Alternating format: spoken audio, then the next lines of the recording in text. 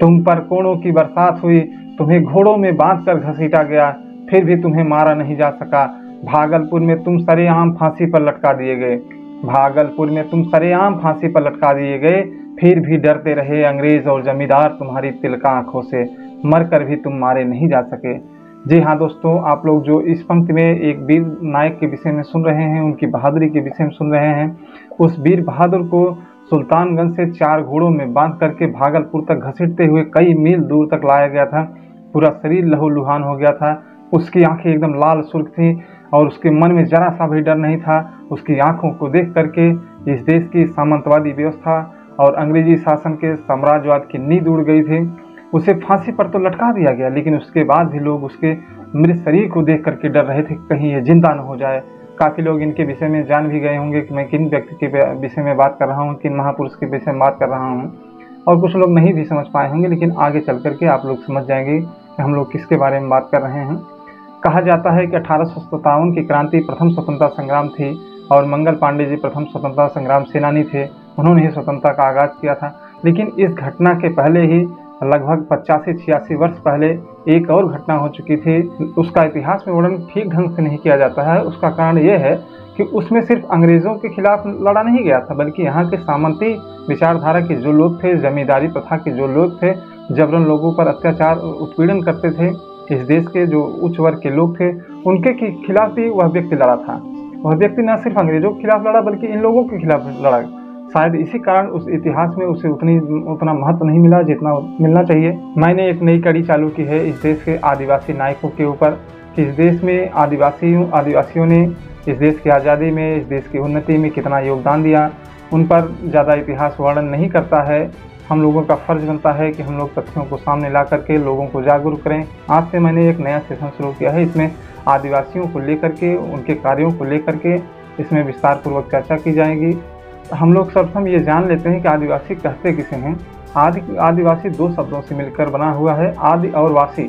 आदि का अर्थ होता है कि शुरुआत से या प्रथम से, और वासी का अर्थ है निवास करने वाला। अर्थात जो व्यक्ति यहाँ शुरुआत से निवास करता चला आया है वही आदिवासी है। लेकिन आदिवासियों का इतिहास काफ़ी छुपाया गया है, लोगों के सामने रखा नहीं गया है। इतिहास वर्णन उनका नहीं किया गया है जिस ढंग से किया जाना चाहिए।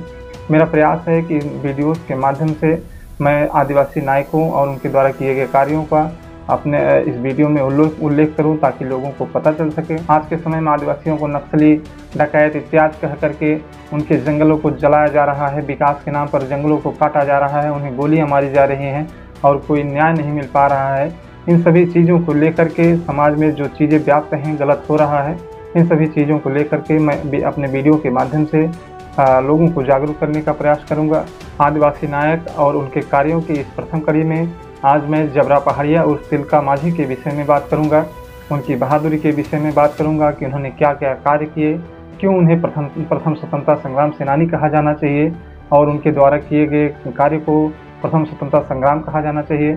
इसके विषय में हम लोग बात करेंगे। तो आइए शुरुआत करते हैं। जय भीम, जय मंडल, जय संविधान, जय समाजवाद। तिलका माझी का जन्म 11 फरवरी 1750 ईस्वी को बिहार के सुल्तानगंज थाने के अंतर्गत आने वाले एक तिलकपुर गांव में हुआ था। इनके आदिवासी होने के विषय में ये किस जाति से संबंधित थे, काफ़ी विवाद था। कुछ लोग कहते हैं कि ये संथाल थे, कुछ लोग कहते हैं कि ये पहाड़िया समुदाय से आते थे। लेकिन बंगाल की एक लेखिका हैं महाश्वेता देवी जी, उन्होंने इनके ऊपर एक उपन्यास लिखा है शैलगिर डाके, जिसका हिंदी अनुवाद किया गया है सालगिरह की पुकार नाम से। उसमें बताया गया है कि ये संथाल थे जो मुर्मू गोत्र से संबंधित थे। तिलका माझी का वास्तविक नाम जबरा पहाड़िया था।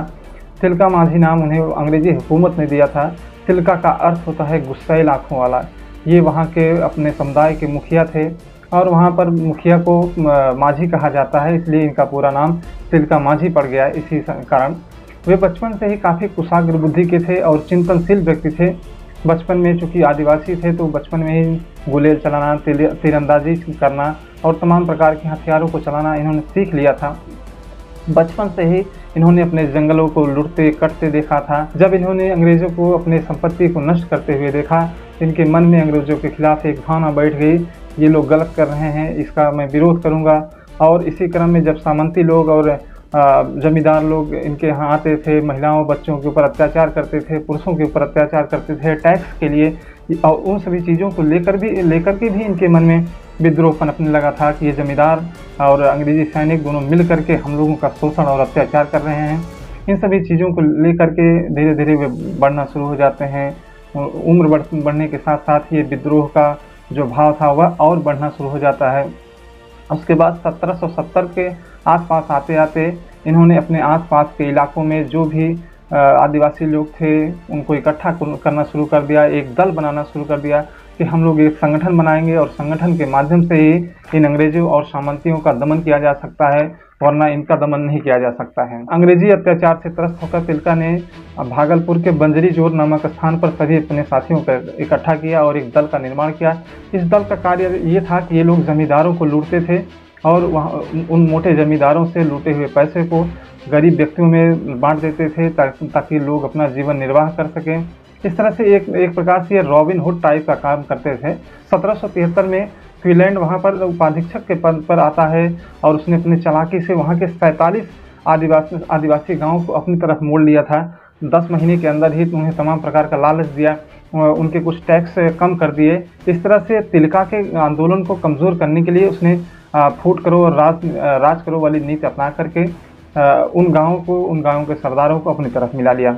लेकिन 1778 में तिलका माझी ने अपनी वीरता का प्रदर्शन करते हुए रामगढ़ के किले को अंग्रेजों से आज़ाद करा लिया। उसके बाद 1784 में तिलका ने अपने सहयोगियों के साथ मिलकर के भागलपुर पर भी आक्रमण किया।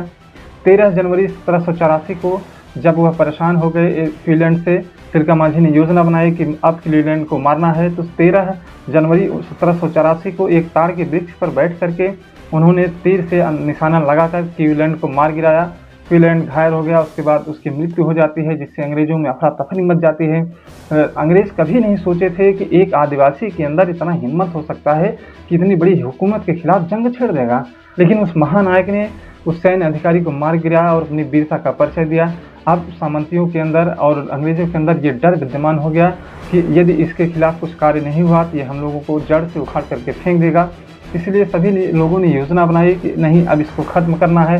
इसी क्रम में क्वीलैंड के ही एक सहयोगी आयरकूट वहाँ पर आते हैं। आयरकूट ने फूट डालो और राज करो वाली पुरानी नीति के तहत ही जौरा नामक एक पहाड़ी सरदार को अपनी तरफ मिला लिया और उसे लालच दिया कि तुम यदि उसका पता ठिकाना बताओगे तो मैं तुम्हें काफ़ी धन से भरपूर कर दूंगा। इसी लालच में आकर के उस पहाड़ी सरदार ने, जौरा नामक पहाड़ी सरदार ने इनकी सारी सूचना, तिलका माझी की सारी सूचना अंग्रेज़ों को दे दिया कि ये कहाँ छुपे हुए हैं। इसके बाद आयरलैंड ने तिलका माझी को चारों तरफ से घेर लिया।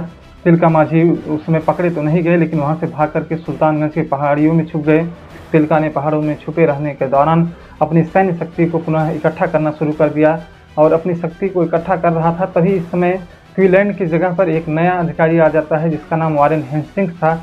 वह आता है, जब से इस सारे घटनाक्रम के विषय में जानकारी होती है तो उसने पहाड़ियों को चारों तरफ से घेरवा लिया और वहाँ पर पहुँचने वाले तमाम संसाधनों को रोक दिया। वहाँ की आपूर्ति जो भी थी, खाद्यों की आपूर्ति, सबको रोक दिया। खाना पानी के अभाव में अंत में तिलका माझी को बाहर निकलना पड़ा और अंग्रेज़ों से युद्ध करना पड़ा। अंग्रेज़ों से लड़ाई करने के दौरान वह गिरफ्तार कर लिए जाते हैं। गिरफ्तार होने के बाद उनके साथ काफ़ी क्रूरतापूर्वक कार्य किया जाता है। उन्हें 4 घोड़ों से बांध करके घसीटते हुए सुल्तानगंज से भागलपुर तक लाया जाता है। पूरा शरीर लहूलुहान हो गया, लेकिन उस वीर के मन में जरा सा भी चोट नहीं आई थी। चोट सिर्फ शरीर पर आई थी। उस वीर ने जरा सा भी हार नहीं मानी। वहाँ आने के बाद पूरी भीड़ वहाँ इकट्ठा थी। एक बड़ा सा वट वृक्ष था, उसी वट वृक्ष में उनको सबक सिखाने के लिए, ताकि भविष्य में कोई ऐसा विद्रोह न करे, उनको फांसी पर लटका दिया जाता है। वह दिन संभवतः 13 जनवरी 1785 का दिन था। लेकिन जब उनको फांसी पर लटकाया जा रहा था, उनकी आंखों में जरा सा भी गम, जरा सा दुख नहीं था, बल्कि वे इसी गीत को गा रहे थे कि हंस हंस चढ़े वो फांसी। और जो गीत आज पूरे आदिवासी समाज में गाया जाता है और उसके बाद न जाने कितने वीर इसी गीत को हंस हंस चढ़े फांसी पर गाते हुए फांसी को चूम लिया। आज भी यह गीत आदिवासी समुदाय में गाया जाता है। लेकिन उस समय जब उन्हें फांसी पर चढ़ाया जा रहा था, उनकी आंखें एकदम लाल थी। उनकी आंखों को देख करके उस समय ब्रिटिश हुकूमत की जड़ें हिल गई थी और वहाँ पर खड़े हुए सामंती और डर के मारे कांप रहे थे। उनके मरने के बाद उनकी लाश को छूने से लोग डर रहे थे कि कहीं यह जिंदा फिर से न हो जाए। लेकिन इतिहास ने उस महान व्यक्ति के साथ, उस महान क्रांतिकारी के साथ न्याय नहीं किया। इतिहास में उनके विद्रोह को वह स्थान नहीं मिल पाया जो उन्हें मिलना चाहिए था। 1857 की क्रांति को तो बता दिया गया प्रथम स्वतंत्रता संग्राम, और मंगल पांडे को बता दिया गया प्रथम स्वतंत्रता संग्राम सेनानी, लेकिन इनको प्रथम स्वतंत्रता संग्राम सेनानी क्यों नहीं बताया गया, जबकि 85 साल पहले ही इन्होंने इस क्रांति का आगाज़ कर दिया था। उस क्रांति के बाद से ही छुटमुट क्रांतियाँ प्रारंभ हुई भारतवर्ष में, लेकिन इतिहास ने इनके साथ न्याय नहीं किया। मैं नमन करता हूँ बाबा तिलका मांझी को, उन जैसे महापुरुषों को जिन्होंने इस देश को आज़ाद कराने के लिए अपने प्राणों को बलि दे दी, जरा सा भी संकोच नहीं किया। जिस स्थान पर इन्हें फांसी दिया गया था उस स्थान को बाबा तिलका मांझी चौक के नाम से जाना जाता है। तिलका मांझी के नाम पर भागलपुर में एक विश्वविद्यालय है, तिलका मांझी विश्वविद्यालय भागलपुर। हिंदी के उपन्यासकार राकेश सिंह ने हुल पहाड़िया नामक एक उपन्यास लिखा है, जिसमें इन्होंने तिलका मांझी के विषय में विस्तृत रूप से वर्णन किया है। इसके पहले मैंने बता दिया कि महाश्वेता देवी जी ने भी बंगाली भाषा में एक उपन्यास लिखा है जो इन्हीं के जीवन पर आधारित है। अंग्रेजी हुकूमत के खिलाफ इनके शुरू किए गए इस विद्रोह को आदि विद्रोह और इन्हें आदि विद्रोही के नाम से जाना जाता है। तो आज के सेशन में हम लोगों ने बाबा तिलका मांझी के ऊपर चर्चा किया। आगे के दूसरे वीडियोज़ में और भी आदिवासी नायकों के विषय में और उनके द्वारा किए गए कार्यों के विषय में चर्चा की जाएगी। तब तक आप लोग इस चैनल को देखते रहिए, कमेंट के माध्यम से अपनी राय मुझे बताने का कष्ट करिए। तब तक के लिए जय भीम, जय मंडल, जय संविधान, जय समाजवाद।